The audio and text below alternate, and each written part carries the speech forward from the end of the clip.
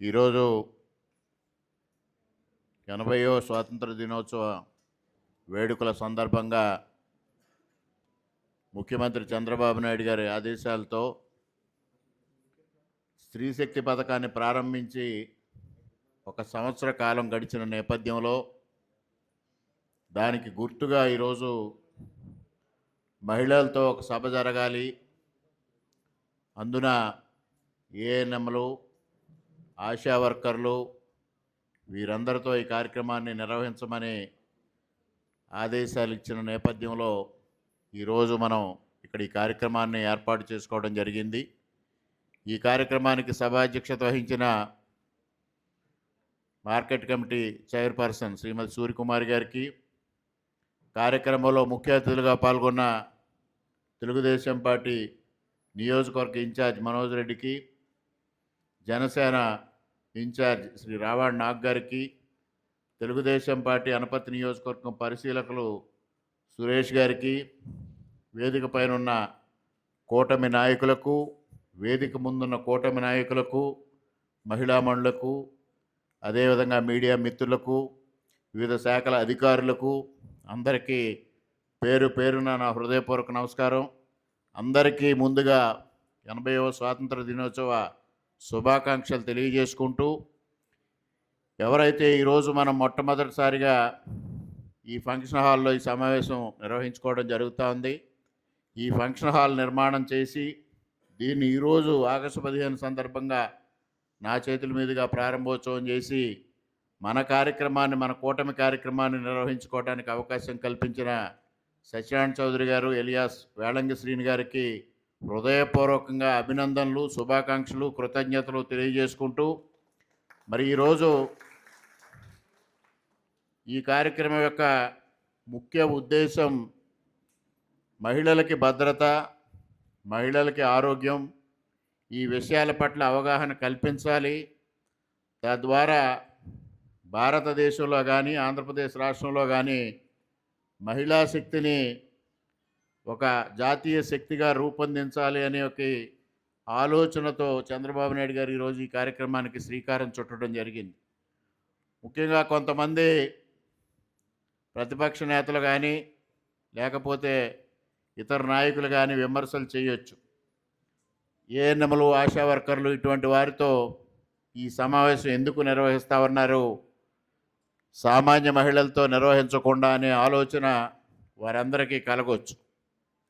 ఇవాళ మహిళల ఆరోగ్యం పట్ల అవగాహన కల్పించాలి అనేది ప్రధాని నరేంద్ర మోడీ గారి దగ్గర నుంచి ముఖ్యమంత్రి చంద్రబాబు నాయుడు గారు కానీ, ఉప ముఖ్యమంత్రి పవన్ కళ్యాణ్ గారు కానీ, లోకేష్ గారు కానీ వీరందరూ ఆలోచన చేయడం జరుగుతూ ఉంది.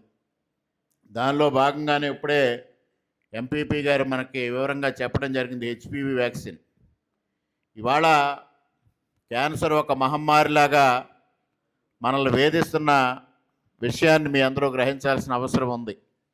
ముఖ్యంగా మరి మన ప్రాంత ప్రజానీకాన్ని అప్రమత్తం చేయాల్సిన బాధ్యత మీ అందరిపైన ఉందని కూడా ఈ సందర్భంగా తెలియజేసుకుంటూ ఉన్నా.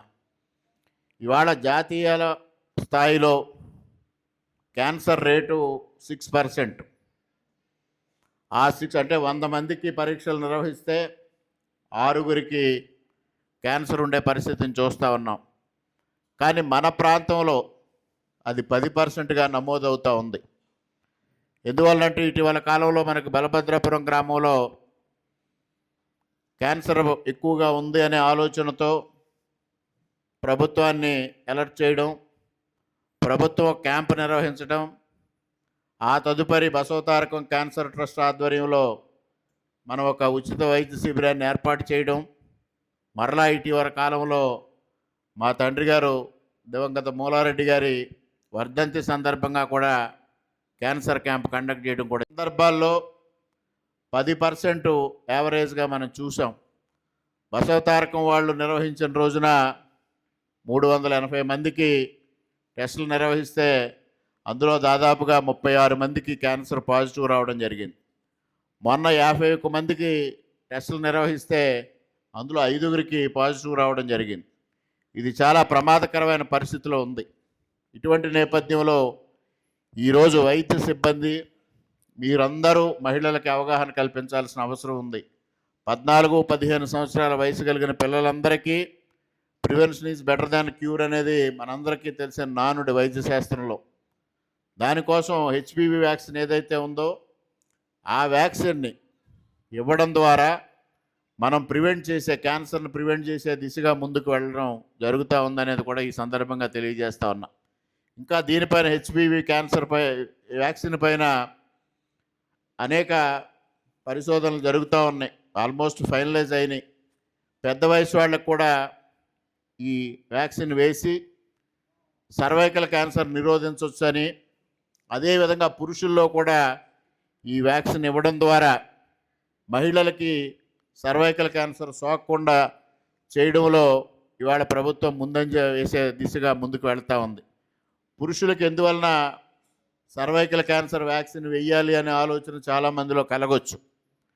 ఎందువల్లంటే కొన్ని దురలవాట్లు, ముఖ్యంగా పొగ తాగడం కానీ, మద్యం సేవించడం కానీ, పరస్త్రీలతో సాంగత్యం ఉన్న వ్యక్తులు, వారి వల్ల వారి జీవిత భాగస్వాములకి ఈ వైరస్ సోకడం, తద్వారా సర్వైకల్ క్యాన్సర్ సోకడం అనేది సర్వసాధారణంగా జరిగే ప్రక్రియ కాబట్టి పురుషులకు కూడా ఈ వ్యాక్సిన్ వేయడం ద్వారా ఈ వ్యాధిని ముందస్తుగా నిరోధించవచ్చు అనేది ఒక ఆలోచన చేస్తూ ఉన్నారు.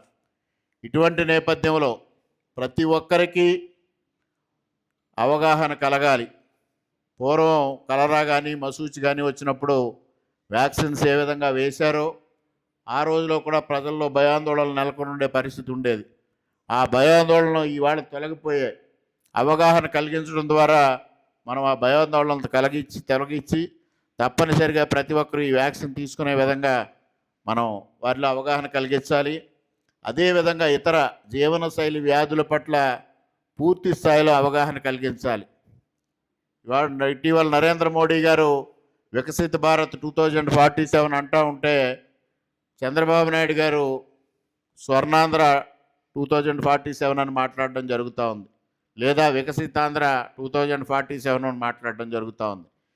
వికసిత్ భారత్ అంటే అభివృద్ధిలోని సంక్షేమంలోని ముందంజలో ఉండడమే కాదు, అటు మహిళలు పురుషులు అందరి ఆరోగ్యం కూడా మంచిగా ఉండాలి, అందరూ ఆరోగ్యంగా ఉండాలి.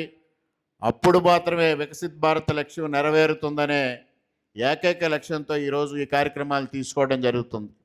అందువలనే ఇవాళ మీ అందరినీ ఈ సమావేశాల్లో భాగస్వాములు చేసి మీ ద్వారా ప్రజలకు అవగాహన కలిగించడంలో మీ అందరూ ప్రధాన భాగస్వాములు కావాలి అనే ఒక ఆలోచనతో మీ అందరినీ సమావేశపరిచి ఈరోజు ఈ స్వాతంత్ర దినోత్సవం రోజున మీ అందరికీ దిశానిర్దేశం చేయడం ద్వారా ప్రజల్లో అవగాహన కలిగించాలనేది ఈరోజు ప్రభుత్వం యొక్క ముఖ్య ఉద్దేశం అని కూడా ఈ సందర్భంగా తెలియజేస్తూ ఉన్నా.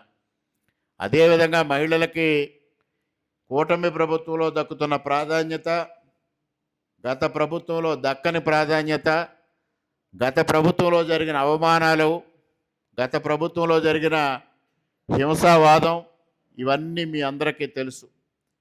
ఇవాళ వాళ్ళు మరలా ఏ విధమైన మొసలి కన్నీరు కారుస్తూ ఉన్నారో కూడా మీరు చూస్తూ ఉన్నారు. ఇటీవల రాజమండ్రిలో డాక్టర్ ప్రియాంక ఒక దుర్మరణం పాలు కావడం జరిగింది. ఒక యాక్సిడెంట్ మాదిరిగా గంజాయి మత్తో మద్యం మత్తో తెలియని పరిస్థితుల్లో ఇద్దరు యువకులు చేసిన అరాచకం వలన ఒక మెడికో తన ప్రాణాన్ని కోల్పోవడం జరిగింది. దాని గురించి నిన్నటి రోజున లేదా ఈ రోజునో వైఎస్ఆర్సీపీ నాయకులు ఒక కార్యక్రమం చేపట్టారు. ప్రియాంకకు అన్యాయం జరిగితే మేము ఊరుకోవని. అసలు ఈ రాష్ట్రంలో గంజాయిని కానీ నకిలీ మద్యాన్ని కానీ పెంచి పోషించింది ఎవరు అని అడుగుతా ఉన్నా. ఆ రోజు వరి సాగుకి ప్రోత్సాహం లేదు, గంజాయి సాగు చేసే రైతుకు మాత్రం ప్రోత్సాహం అందించాడు జగన్మోహన్ రెడ్డి గారు. నకిలీ మద్యం విచ్చలవిడిగా ఏర్లై పారింది. వాటికి అలవాటు పడిన యువత ఈరోజు కూటమి ప్రభుత్వం ఎన్ని కఠిన చర్యలు తీసుకుంటున్నా వాటి నుంచి బయటపడలేక ఇవాళ గంజాయిని ముందుకు సాగిస్తున్న తరుణం మనం చూస్తూ ఉన్నాం. మనకి పెదపూడి మండలంలో కాకినాడకు దగ్గరగా ఏదైతే ఉందో పెదపూడి మండలంలో కూడా విచ్చలవిడిగా గంజాయి విక్రయాలు జరుగుతున్నట్టుగా గంజాయి ఉపయోగిస్తున్న నేపథ్యం కూడా మనం చూస్తూ ఉన్నాం. దీనిపైన కఠినంగా కూటమి ప్రభుత్వం వ్యవహరిస్తూ ఉంది. అయినప్పటికీ ఒక్కసారి ఈ వ్యసనం నుంచి బయటపడలేని యువత చెడుబారిన పడతా ఉన్నారు. దీనికి ముఖ్యంగా మహిళలు జాగ్రత్త వహించాలి. కౌన్సిలింగ్ ద్వారా దీనికి వైద్యం ఓన్లీ కౌన్సిలింగ్ ద్వారా తమ బిడ్డల్ని సన్మార్గంలో పెట్టుకునే బాధ్యత మహిళలు తీసుకోవాలి. దానికి మీరందరూ కృతకృత్యులు కావాలి, మీ అందరూ మార్గదర్శకత్వం వహించాలని కూడా ఈ సందర్భంగా మీ అందరినీ కోరుతా ఉన్నా. ఇటీవల కాలంలో మనకి గొల్లల మామిడాళ్ళలో అనేక సంఘటనలు చూసాం. ఆ సంఘటనలపైన ఒక అవేర్నెస్ సంబంధించిన క్యాంప్ కూడా తొందరలోనే ప్రభుత్వం తరఫున ఏర్పాటు చేసే దిశగా ఆలోచన చేస్తూ ఉన్నామని కూడా ఈ సందర్భంగా తెలియజేస్తూ ఉన్నాం. మరి మనకి ఏదైతే శివారు గ్రామాలు రామేశ్వరం కానీ ఏపీత్రయం కానీ ఉన్నాయో ఆ గ్రామాల్లో అయితే చెప్పనలవి కాదు, అటువంటి పరిస్థితి వాళ్ళు నెలకొని ఉంది. దీని అంతటికీ కారణం 2019-24 మధ్యన జరిగిన ఒక అరాచకమైన పరిపాలనను కూడా మీరందరూ గ్రహించాల్సిన అవసరం ఉంది. వారు విచ్చలవిడిగా గంజాయి సాగుకు కానీ గంజాయి విక్రయాలకు కానీ ఊతం అందించారు. అటువంటి నేపథ్యంలో ఇవాళ యువత తప్పుదారి పడతా ఉన్నారు. మరి డాక్టర్ ప్రియాంక హత్య కేసులో, దుర్మరణం చెందిన కేసులో ఇవాళ మర్డర్ కేసు నమోదు చేయడం జరిగింది. హత్యాయత్నం 105 BNA కింద. మొదటగా ఎప్పుడైనా ఒక ప్రమాదం జరిగినప్పుడు 125 BNA నమోదు చేస్తారు. దాన్ని అంచెల వారీగా మార్చుకుంటూ చివరగా అమ్మాయి మృతి చెందిన తర్వాత 105 BNAగా సెక్షన్ కూడా మార్చి కఠినంగా వారిని శిక్షించే దిశగా ప్రభుత్వం చర్యలు తీసుకుంటా ఉంది. ఇవాళ చంద్రబాబు నాయుడు గారు కూడా తక్షణమే స్పందించారు. ఆ కుటుంబానికి 20 లక్షల రూపాయలు పరిహారం ఇవ్వడమే కాకుండా వారికి ఏదైతే ఆసుపత్రిలో జరిగిన చికిత్స ఖర్చులు ఉన్నాయో దానికి 10 లక్షల రూపాయలు చెల్లించడం జరిగింది. అదేవిధంగా GSL మెడికల్ ఆసుపత్రి యాజమాన్యం కూడా స్పందించి 20 లక్షల రూపాయల ఆర్థిక సహాయం ఇవ్వడం జరిగింది. ఇంత సహాయం చేసి గతంలో ఎప్పుడైనా వైఎస్ఆర్ గవర్నమెంట్లో మహిళల పట్ల ఈ విధమైన ఆలోచన చేసిన దాఖలాలు ఉన్నాయా అని నేను ఈ సందర్భంగా ప్రశ్నిస్తూ ఉన్నా. ఇవాళ అక్కడ నిరసన కార్యక్రమం నిర్వహించిన నాయకులు దీనికి సమాధానం చెప్పాల్సిందిగా ఇవాళ నేను కోరుతా ఉన్నా. మీకు ఒకే ఉదాహరణ, ఇవాళ నరేంద్ర మోడీ గారి నాయకత్వంలో కానీ ఇక్కడ చంద్రబాబు నాయుడు గారి నాయకత్వంలో కానీ మహిళలకు అన్యాయం జరిగితే ఉపేక్షించే ప్రశ్నే లేదు అనేది కూడా ఈ సందర్భంగా మీ అందరికీ తెలియజేసుకుంటూ ఉన్నా. ఇదే విధంగా గతంలో పశ్చిమ బెంగాల్లో ఒక మెడికో హత్యకు గురి కావడం జరిగింది. అత్యాచారానికి గురి కావడం జరిగింది. పూర్వపు ప్రభుత్వంలో ఆ వ్యక్తిపైన చర్యలు లేదు. నిన్నటి రోజున అక్కడ భారతీయ జనతా పార్టీ ప్రభుత్వం వచ్చిన తర్వాత ఎవరైతే నిందితుడు ఉన్నాడో ఆ నిందితుడిని అరెస్ట్ చేసి ఇవాళ జైలుకు పంపించిన పరిస్థితిని కూడా అక్కడ వెస్ట్ బెంగాల్లో చూసాం.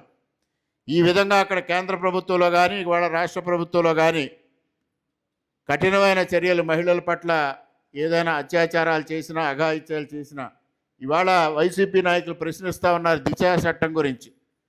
దిశా చట్టం అసలు ఎక్కడ అమలయ్యింది?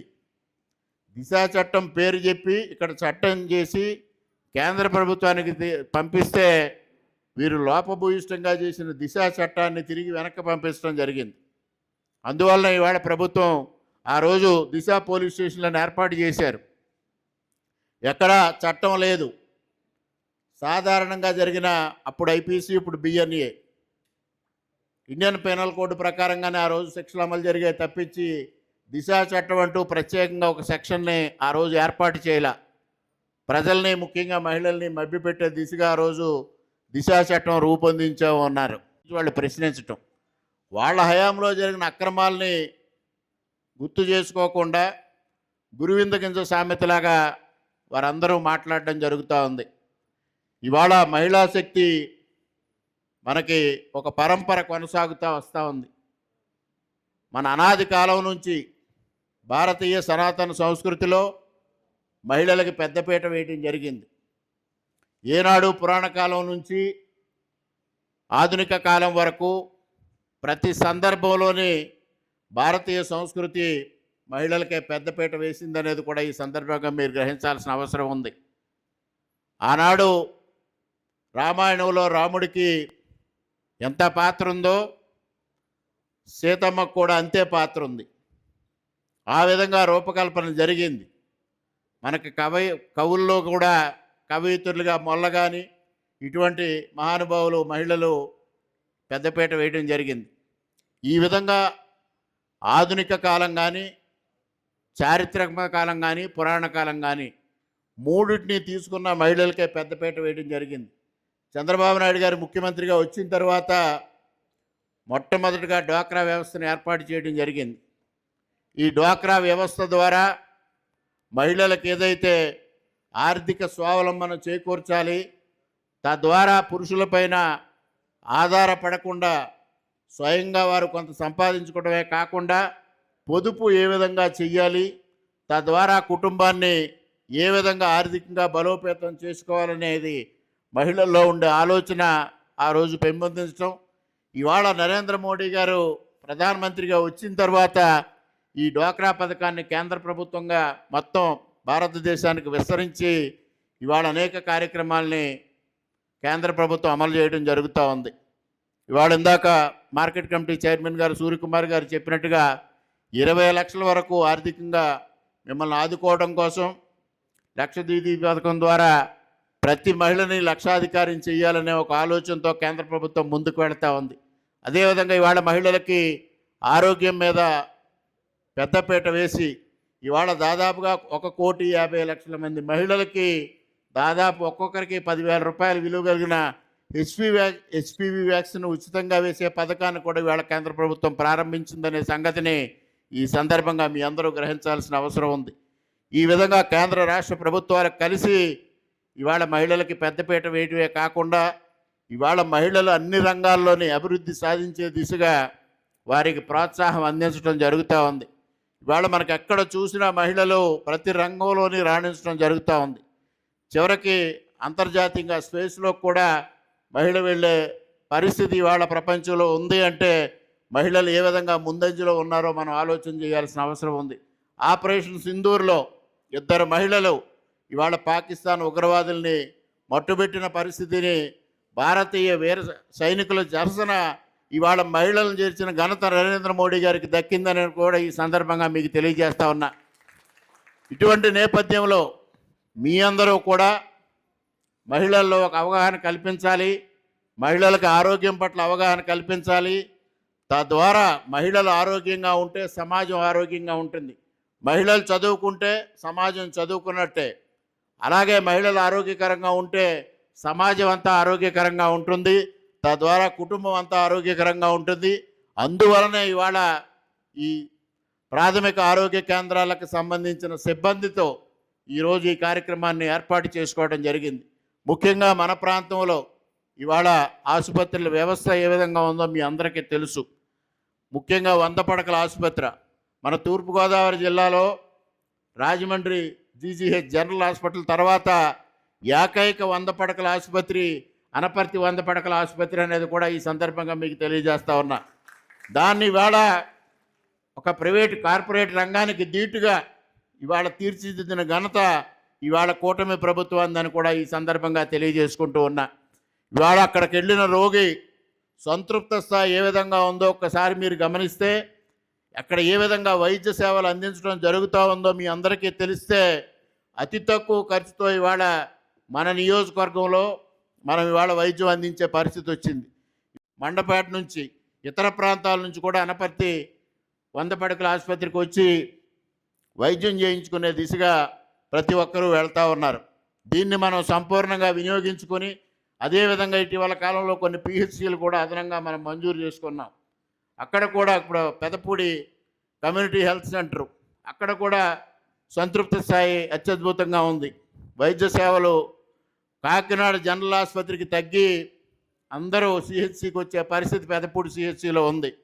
దౌర్భాగ్యమైన పరిస్థితి ఏమిటి అంటే ఇవాళది అదనంగా నిర్మాణం చేసిన భవనాలు ప్రారంభోత్సవానికి వస్తే 2024 ఫిబ్రవరి నెలలో అప్పటి శాసనసభ్యులుగా ఉన్న డాక్టర్ సత్యసూర్యనారాయణ రెడ్డి గారు ప్రారంభోత్సవం చేసినట్టుగా శిలాఫలకం వేసుకున్నారంటే ఏ విధమైన దౌర్భాగ్య పరిస్థితి. క్రెడిట్ చోరీ అంటే ఇదే. ఆయన పదే పదే క్రెడిట్ చోరీ గురించి మాట్లాడుతూ ఉంటారు. క్రెడిట్ చోరీ అంటే ఇది. ఇవాళ ప్రారంభించేదానికి 2 సంవత్సరాల 4 మాసాల క్రితం, 2 సంవత్సరాల 6 మాసాల క్రితం ప్రారంభోత్సవ శిలాఫలకం వేసుకున్నారు అంటే వైసీపీ నాయకుల దౌర్భాగ్య పరిస్థితి ఏ విధంగా ఉందో ఒక్కసారి ఆలోచన చేయమని కోరుతా ఉన్నా. అదేవిధంగా 100 పడకల ఆసుపత్రి పదే పదే మాట్లాడుతూ ఉంటారు.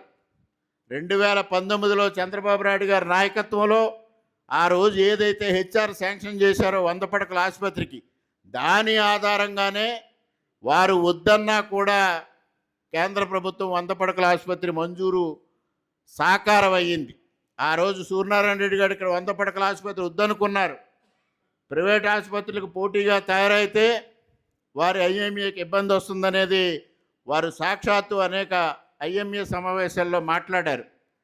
కానీ 2019లో హెచ్ఆర్ శాంక్షన్ అయి ఉండడం వలన వారు ఆపలేని పరిస్థితి వచ్చింది. 100 పడకల ఆసుపత్రి శాంక్షన్ అయితే మరలా అక్కడ కూడా క్రెడిట్ చోరీ. కానీ ఇవాళ కూటమి ప్రభుత్వం వచ్చిన తర్వాత అక్కడ వైద్య సేవలు ఏ విధంగా ఉన్నాయో మీరందరూ చూస్తూ ఉన్నారు. మనకి చుట్టుపక్కల నియోజకవర్గాల నుంచి కూడా జిల్లా నలుమూలల నుంచి అక్కడికి వచ్చి వైద్య సేవలు అందించుకునే దిశగా ముందుకు పెడతా ఉన్నారు. ఇటీవల ముఖ్యమంత్రి గారు నేను కోరాను, అక్కడ ఒక క్యాన్సర్ స్క్రీనింగ్ సెంటర్ పెట్టాలి అని. రాష్ట్రంలో 9 చోట్ల ఇప్పటికే మంజూరు చేశారు. ఇక్కడ కూడా అదనంగా మంజూరు చేసినట్లయితే ఈ ప్రాంతంలో ఏదైతే క్యాన్సర్ కారకమైన పరిశ్రమలు కానీ లేకపోతే వివిధ కారణాల వల్ల కానీ ఇక్కడ పెద్ద ఎత్తున క్యాన్సర్ కేసులు నమోదవుతున్న నేపథ్యంలో ఇక్కడ ఒక క్యాన్సర్ స్క్రీనింగ్ సెంటర్ పెట్టాలని కోరాను. తప్పనిసరిగా ముఖ్యమంత్రి గారు అది ఆలోచిస్తారు, తప్పనిసరిగా అది సాధిస్తామని కూడా ఈ సందర్భంగా మీకు తెలియజేస్తా ఉన్నా. ఇవాళ మీ అందరూ గ్రామ స్థాయిలో మహిళలతో సత్సంబంధాలు కలిగిన ఉద్యోగులు, మీ అందరూ వారిని కార్యోన్ముఖులను చెయ్యాలి. వారి ఆరోగ్యం పట్ల వారికి అవగాహన కలిగించాలి. అందుకోసమే ఇవాళ మీ అందరితో ఈ సమావేశం ఏర్పాటు చేసుకోవడం జరిగింది. ముఖ్యంగా కూటమి ప్రభుత్వం వచ్చిన తర్వాత సూపర్ 6 హామీలు, ముఖ్యంగా తల్లికి వందనం కార్యక్రమం.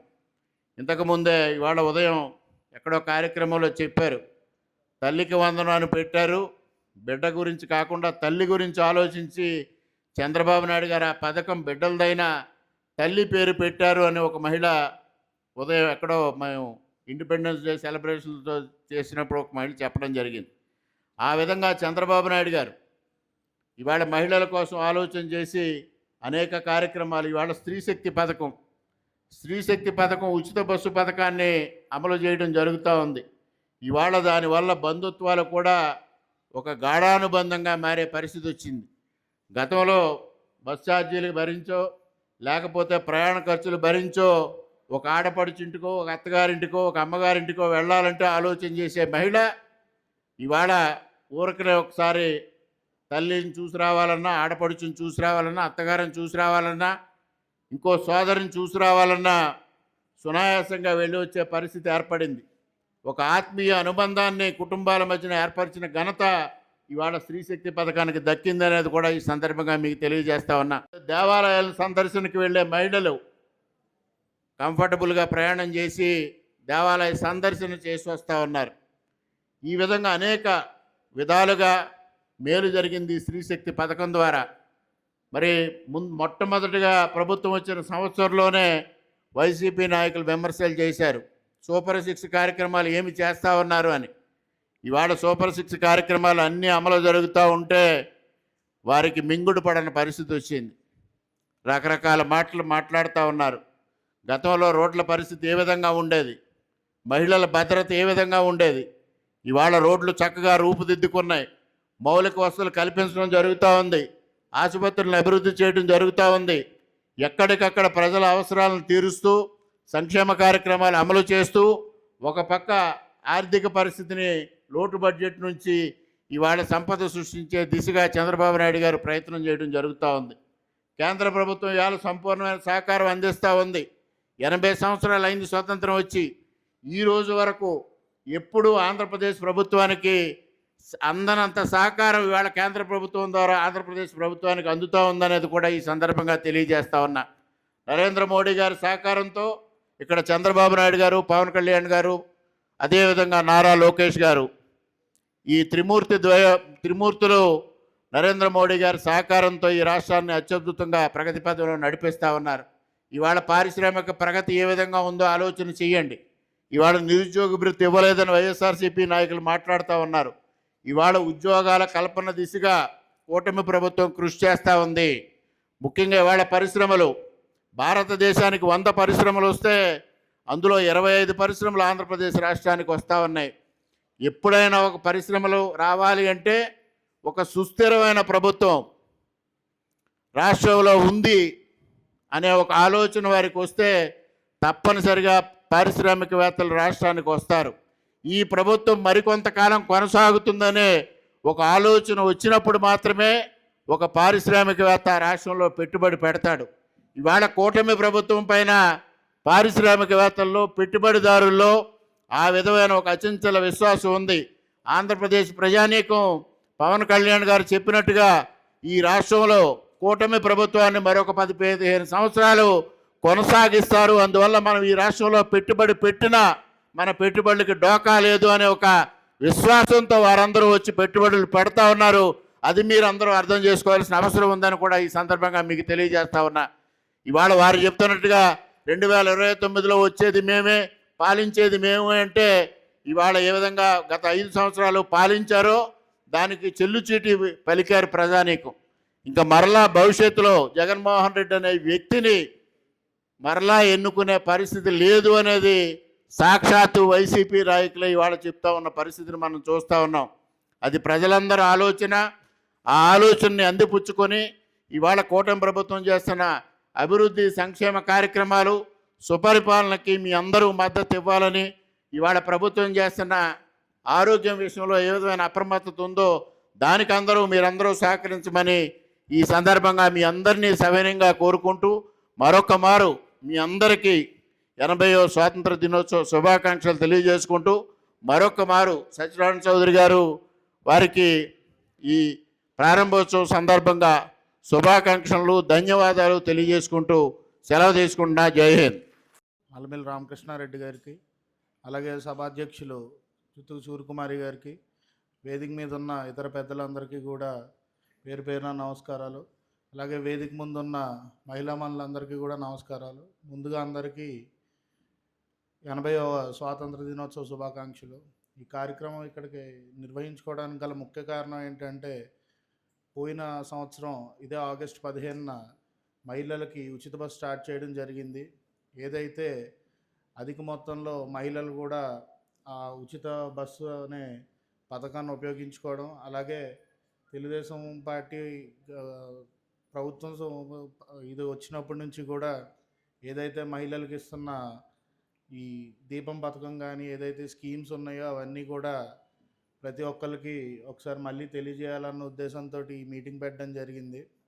ఏదైతే తెలుగుదేశం పార్టీ జాతీయ అధ్యక్షులు నారా చంద్రబాబు నాయుడు గారు మహిళలకు ఆర్థిక స్వాతంత్రం ఉంటేనే ఒక ఇల్లు బాగుంటుందన్న ఉద్దేశంతో ఫస్ట్ డ్వాక్రా రుణాలు స్టార్ట్ చేసిన ఏకైక వ్యక్తి చంద్రబాబు నాయుడు గారు.